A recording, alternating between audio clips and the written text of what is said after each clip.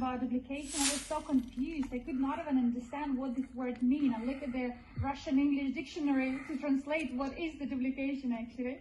And when I started this business, it was actually 5 years ago in network marketing. So for me, the duplication of events was the most important.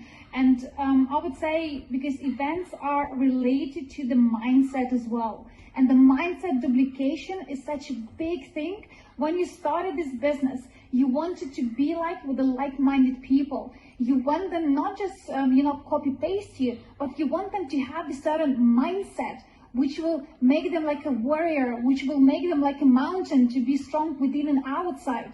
And when we attend with the team different events, and some events were on the leadership topics, some events was on, finance topic, on becoming a better person topic, we like sponges, we get the best out of the market so we can shape our own mindset. And for me, this mindset duplication through the event, that was definitely key. So let me ask you, so just so you know, you and your organization, how many people are attending this event right now? We have around 3,000 people here now. Very, very nice. 3,000 people from all over the world. And next year is going to be what?